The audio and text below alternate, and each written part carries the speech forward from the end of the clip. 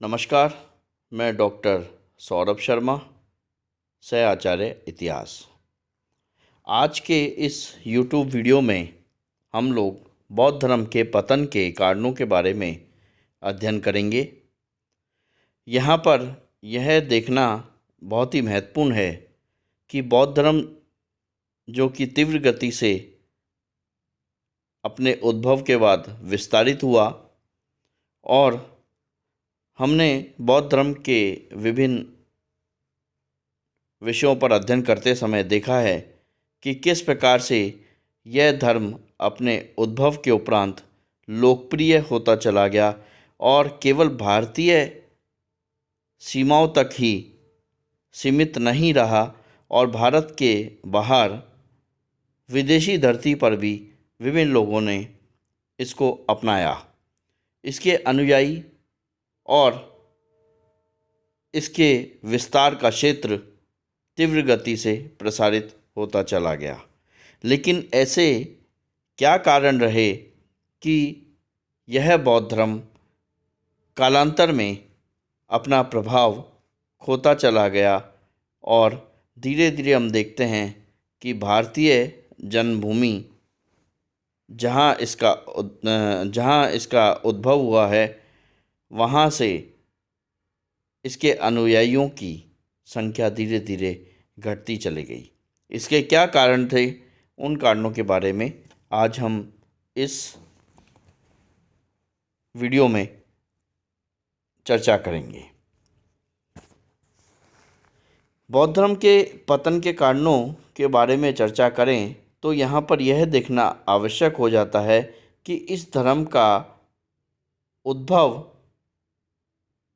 क्यों हुआ था, किन विषयों को लेकर के हुआ था। तो यहाँ पर हम देखते हैं कि बौद्ध धर्म का उद्भव जो हिंदू धर्म में बुराइयां आ गई थी, जो कर्मकांड प्रधान हो गया था, उसके विरोध स्वरूप हुआ था। और यह धर्म सुधार की भावनाओं से अनुप्राणित था, यानी इसमें सुधार की दृष्टि से इसके सिद्धांत और शिक्षाएं दी गई थी। परंतु कालांतर में हम देखते हैं कि बौद्ध धर्म में वही कर्मकांड और बुराइयां समाहित हो गई जिसका कि इसने विरोध किया था। यानी जिस आधार पर इस धर्म की उत्पत्ति हुई थी या उद्भव हुआ था और बाद में विस्तार हुआ था, वो सभी बुराइयां इस धर्म में भी समाहित होती चली गई, और बौद्ध धर्म के एक ये पतन का बहुत बड़ा कारण बना। जैसे हम देखते हैं कि कर्म कांडों की प्रधानता हो गई बौद्ध धर्म में। 8वीं शताब्दी तक जब हम आते हैं तो यह धर्म इंद्रजालिक प्रक्रिया तथा तंत्र मंत्र पर आधारित कर्म कांडों में फंस जाता है, यानी इसमें प्रधानता हो जाती है। और हम यह भी देखते हैं कि हिंदू धर्म से ये इतना समझौता कर लेता है कि सामान्य जनता को अब हिंदू धर्म और बौद्ध धर्म में कोई विशेष अंतर नहीं दिखाई पड़ रहा था। तो इस कारण से जो लोग इस उम्मीद में या इस आशा में बौद्ध धर्म की तरफ गए थे कि यह धर्म हिंदू धर्म की बुराइयों या हिंदू धर्म में जो कर्मकांड की प्रधानता है उससे दूर है, इसलिए इसको अपनाना चाहिए, उन लोगों को लगा कि अब जब इस धर्म में भी वही सभी बुराइयां और कर्मकांड आ गए हैं तो वे लोग वापस हिंदू धर्म की ओर लौटने लगे और बौद्ध धर्म अपना प्रभाव खोता चला गया। बौद्ध धर्म की जटिलता ने भी इसमें और गति प्रदान करी।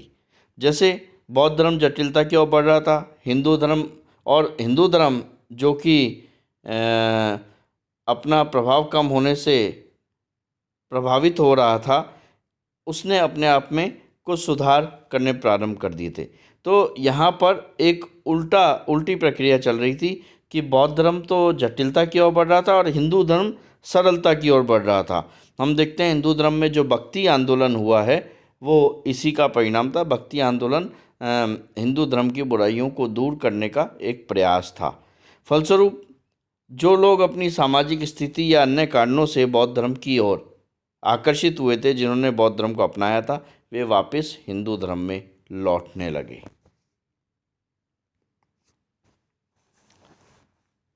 एक कारण यह भी रहा कि बौद्ध धर्म जो कि पाली भाषा को अपना करके आगे बढ़ा था, जो जन सामान्य की भाषा थी, जिससे आम जनता इनके शिक्षा और सिद्धांतों को समझ सकता था, वही बौद्ध धर्म अब पाली के स्थान पर शास्त्रीय संस्कृत भाषा को अपनाने लग गया था।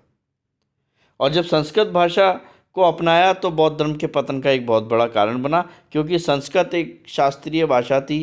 प्रत्येक वर्ग को इसको पढ़ने पढ़ाने का अध्ययन अध्यापन की सुविधा नहीं थी, केवल कुछ विशेष लोग इसका अध्ययन अध्यापन कर सकते थे।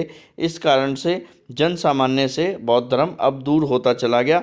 तो ये एक विशेष कारण रहा कि पाली भाषा को छोड़ करके संस्कृत भाषा को अपनाने के कारण बौद्ध धर्म जन सामान्य से दूर होता चला गया।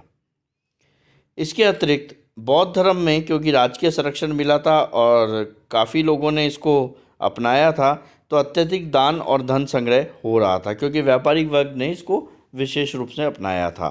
तो धन संग्रह के कारण जो बौद्ध मठ थे वो भ्रष्टाचार के अड्डे बनते जा रहे थे।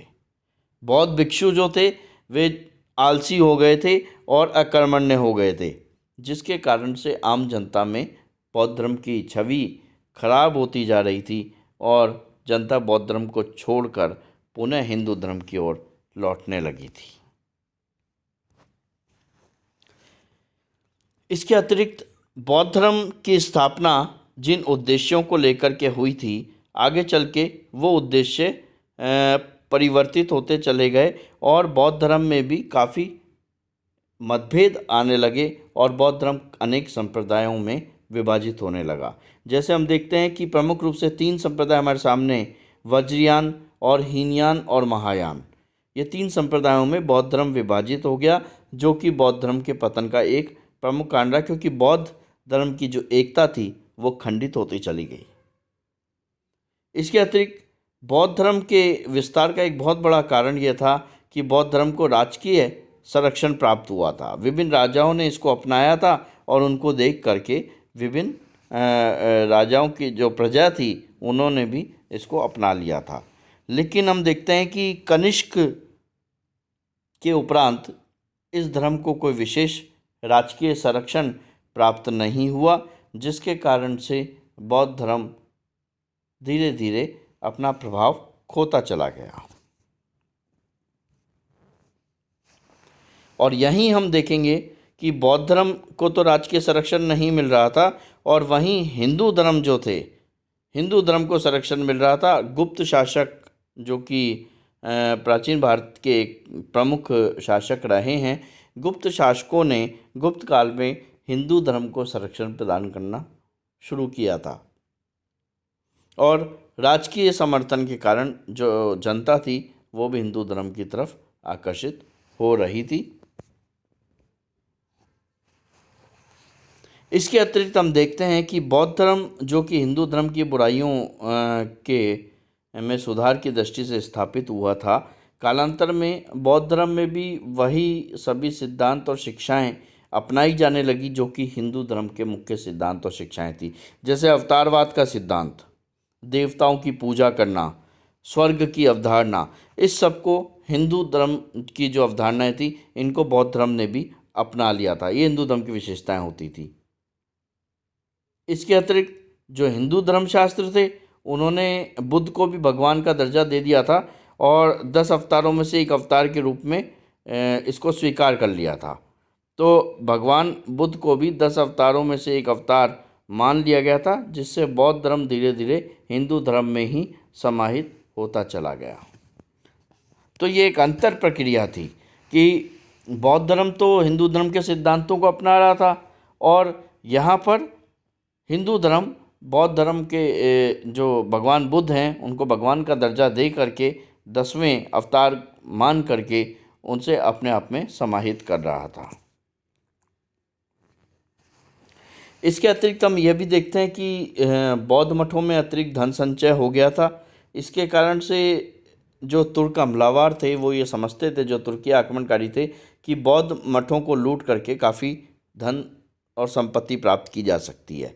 इस कारण ये उनके आक्रमण के प्रमुख केंद्र थे और जो भी तुर्क हमलावर आए उन्होंने बौद्ध मठों को अपने आक्रमण का प्रमुख निशाना बनाया। इसके कारण से बौद्ध धर्म की जो अस्मिता थोड़ी बहुत बची थी वो भी समाप्त होती चली गई। और हम देखते हैं कि 12वीं शताब्दी तक बौद्ध धर्म भारतीय भूमि जो उसकी जन्मभूमि है वहाँ से करीब करीब लुप्त होता चला गया। इस तरह से बौद्ध धर्म पतनशील होता चला गया। धन्यवाद।